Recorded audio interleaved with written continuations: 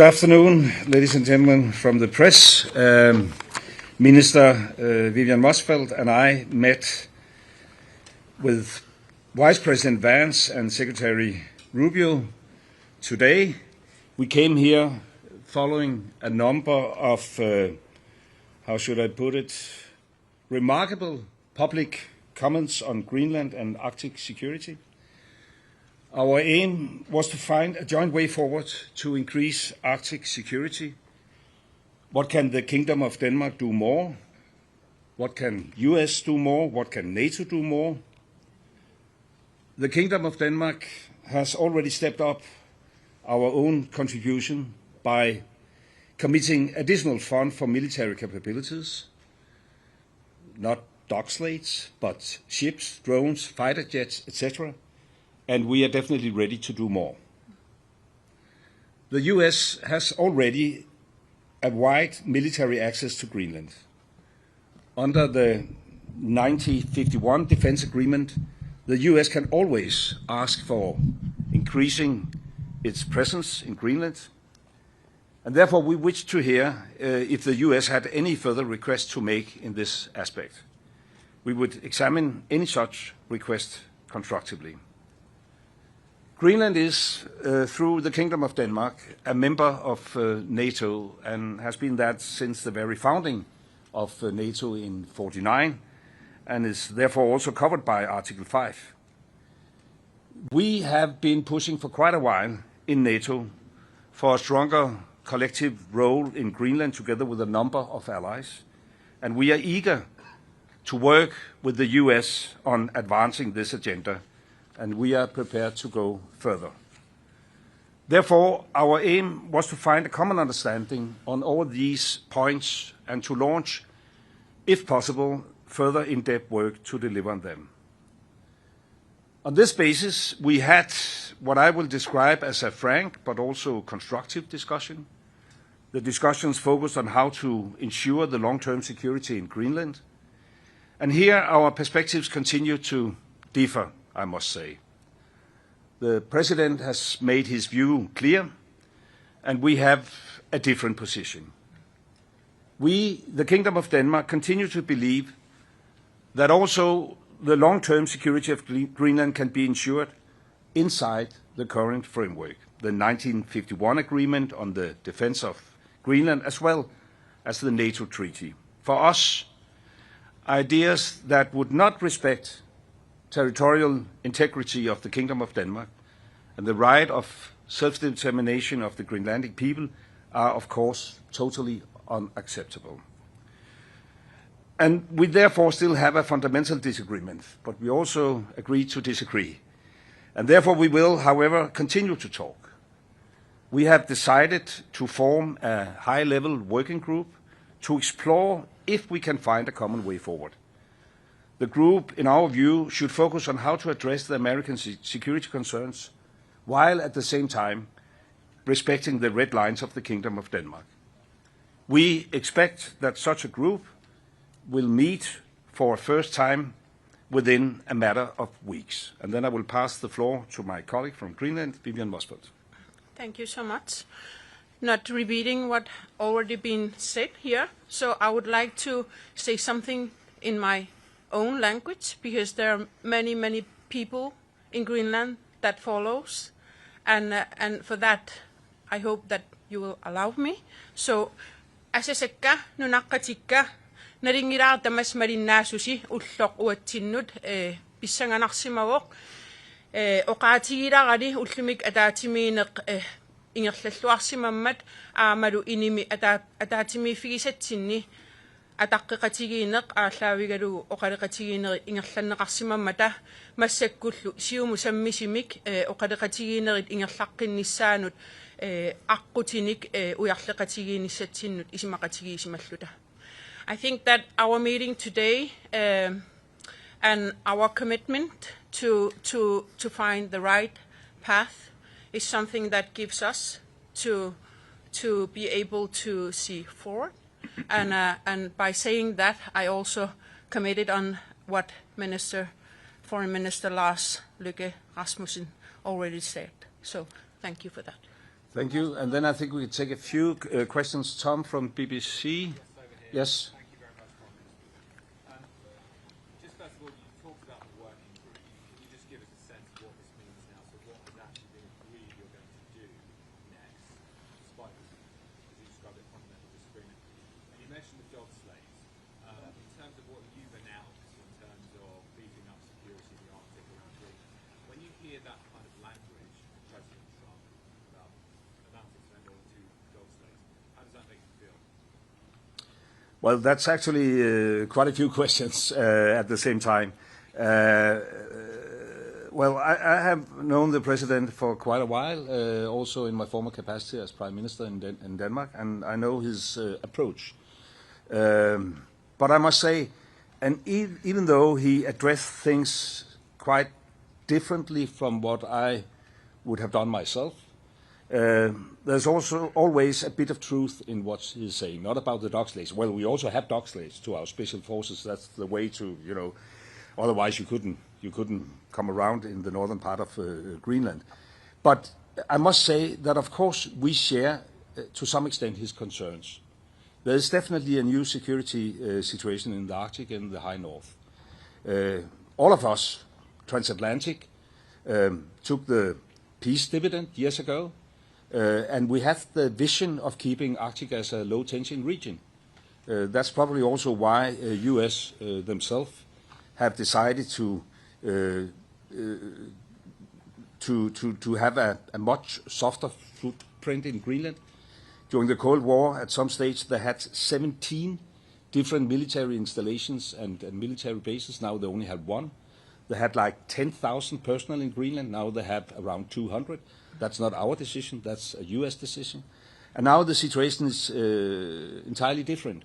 And of course, we have to respond to this.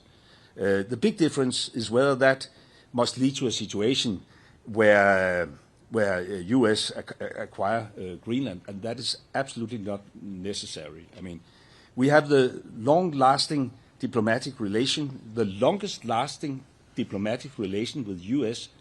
that any U.S. ally has, 225 years in a row. And we have a perfect framework which could be used. And therefore, to answer your question, even though we wasn't so successful that we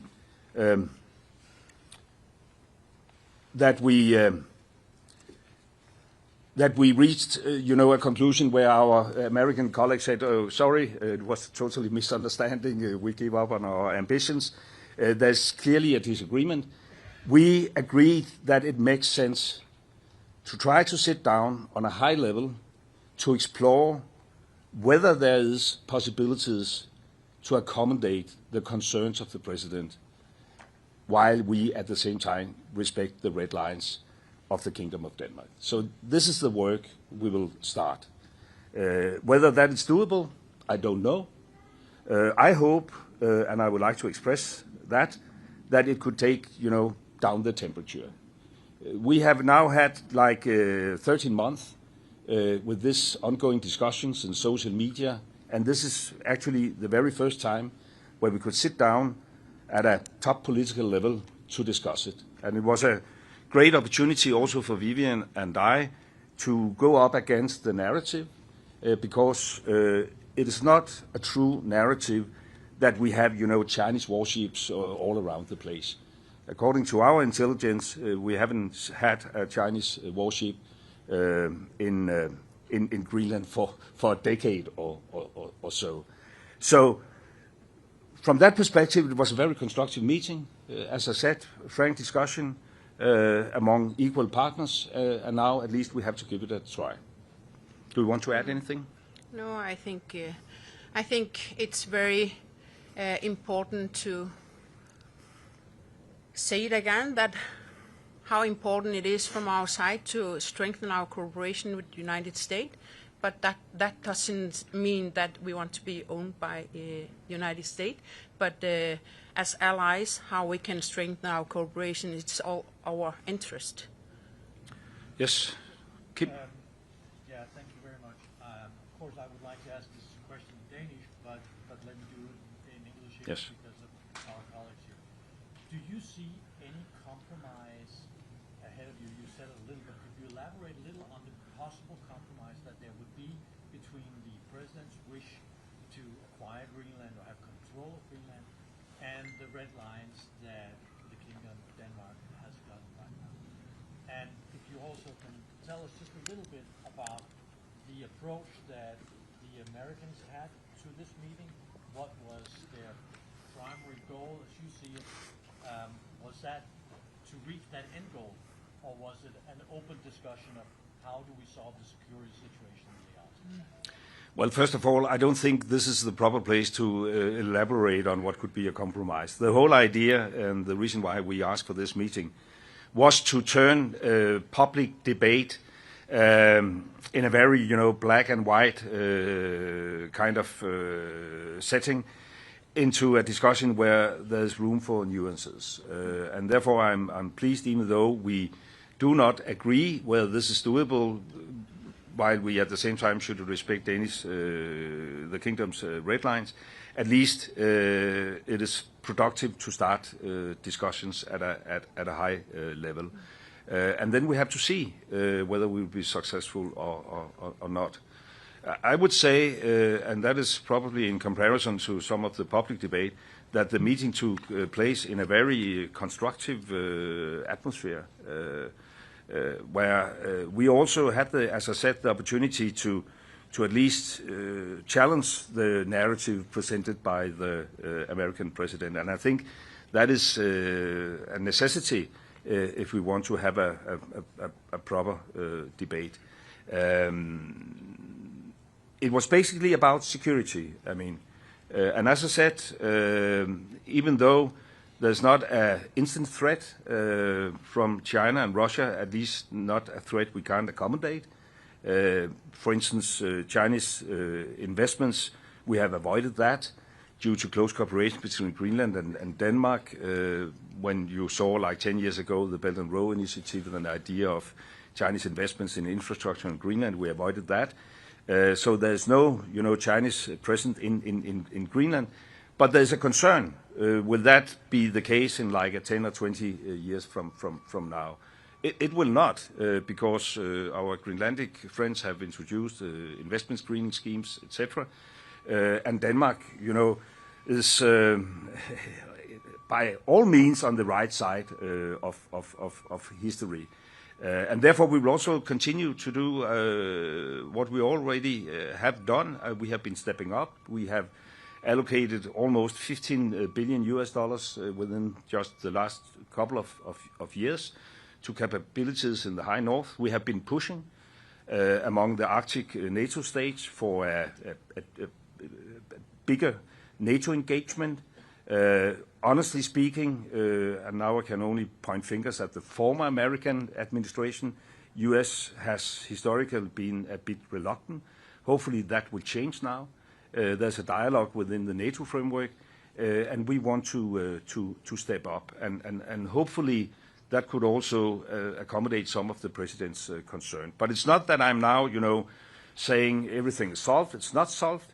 We didn't manage, but I honestly speaking, I didn't believe that was doable. We didn't manage to change the American position. It's clear that the president has this wish of conquering over Greenland. We made it very, very clear that this is not in the interest of the kingdom. There's a government in Greenland with support from 3/4 of the Greenlandic population.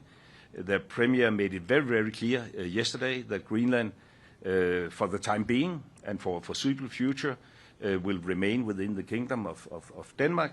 And therefore, this is a common position that we want to work with our American friends and allies, but it must be a respectful cooperation and it must respect the red lines. Should we take a very final question and then, yeah, come on. There's a fight going on now about, okay, yes. We can do that afterwards, yeah. Both of you, so you say you have had a constructive meeting. You said in Greenlandic, I could hear the translation, it was a good meeting. But how do you feel about going out of that room without the threat being off the table? So we still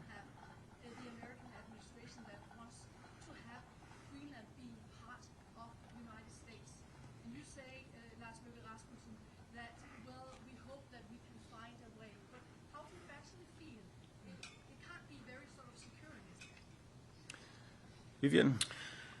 I think that it's never been so important to initiate that we are allies, we are friends, we have been cooperated in many years, we have history together, so it's all our interest to find the right balances. So I don't think I can say it longer than that.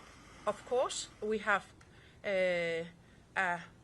work to do in the future, and for us the most important is that you find the normalized relationship we used to have, and it's very important. And I think that we have initiated so many times where we stand and our geopolitical and location and everything that is very important, and we do it as an ally, and we do it. Of course, it's also our interest that Greenland's positions and how we do it, that you do it on behalf of the allies. And yes. Yeah, that will be the final question.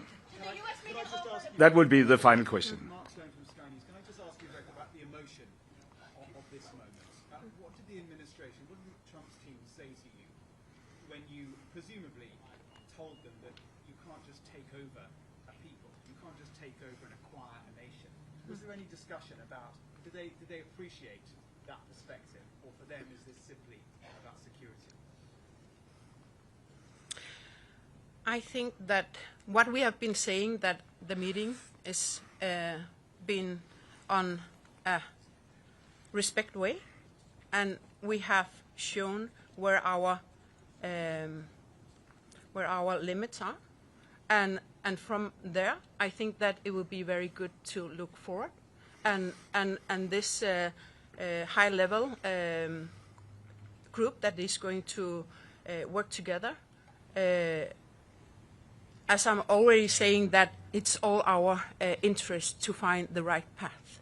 It's all according to the security in Northern Hemisphere. So I don't want to say more than what we discussed in the closed meeting room, but I would like to have this. How do you say it in English?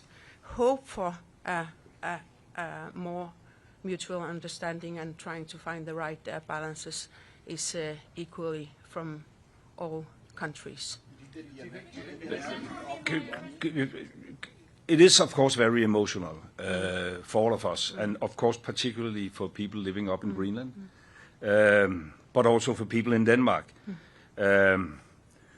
We have 17,000 Greenlandic people living in Denmark. It sums up to like 1/3 of the Greenlandic population. We have a lot of Danes living in Greenland, more than 1 out of 10, which just emphasize that Denmark and Greenland are, integrated, and it has been that for centuries. And we look at ourselves as U.S. closest allies. I've had this discussion with the president previously. In Afghanistan, we had exactly as many casualties as U.S., and I know very well that, the future is not necessarily about the past, but I think it is important also to have the past in mind. And we are eager to fulfill our promises. And even though our view on the situation right now around Greenland differs from public statements in the U.S., we share the concerns in a long-time perspective. And we want to work closely with the U.S., but it must, of course, be a respectful kind of cooperation. And we both took the opportunity, of course, also to express that it is not easy to think innovative about solutions when you wake up every morning to different threats. Whether that will have an impact, I can't say for sure, but I can only say that it is in everybody's interest, even though we disagree, that we agree to try to explore whether it is doable to accommodate some of the concerns while at the same time respecting the integrity of the Danish kingdom's territory and the self-determination of the Greenlandic people. Thank you.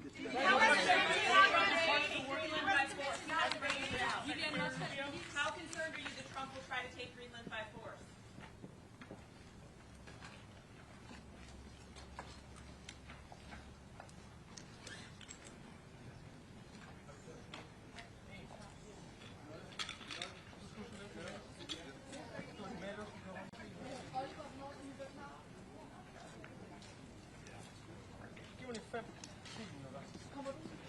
Jeg lover, jeg kommer ud.